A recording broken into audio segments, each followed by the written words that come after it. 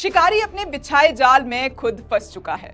ये कहानी बड़ी दिलचस्प है। इसमें भाजपा शिकारी बनकर यूएसएड नाम का प्रोपेगेंडा जाल लेकर कांग्रेस को घेरने निकली थी, लेकिन व्हाट्सएप यूनिवर्सिटी के योद्धा भूल गए वो जिस डाल पर बैठे हैं उसी को काट रहे हैं।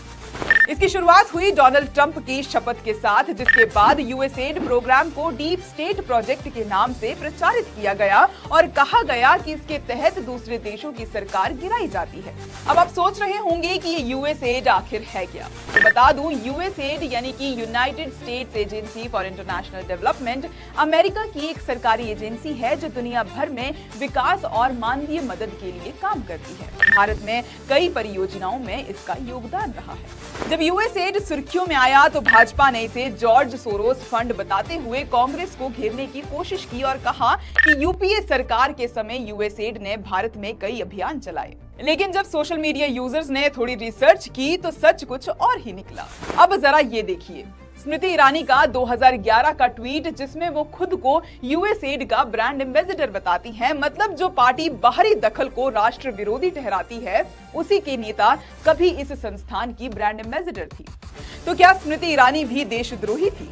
और ये तो शुरुआत है। एलॉन मस्क के नेतृत्व में डोज यानी कि डिपार्टमेंट ऑफ गवर्नमेंट एफिशिएंसी के खुलासे के मुताबिक यूएसएड ने 2024 में भारतीय चुनाव आयोग को कथित तौर पर वोटर टर्नआउट बढ़ाने के लिए $21 मिलियन की मदद दी थी। इस पर खुद बीजेपी ने जांच की मांग की, लेकिन जरा रुकिए, नीति आयोग के चेयरपर्सन कौन है?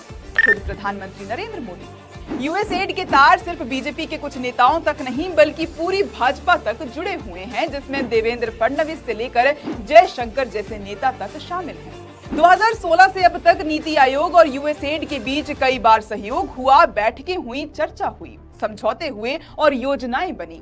तो क्या ये कहना गलत होगा कि प्रधानमंत्री खुद यूएसएड के साथ इन सहयोगों में सबसे आगे रही हैं? तो क्या प्रधानमंत्री भी देशद्रोही हुए? असल मायनों में यूएसएड का फायदा किसी ने उठाया है तो वो भाजपा, आरएसएस और अन्ना आंदोलन ने उठाया। वर्ष 2011 में शुरू हुए अन्ना आंदोलन के पीछे अमेरिका का हाथ है, ये बात पूरे विश्व में जग जाहिर है।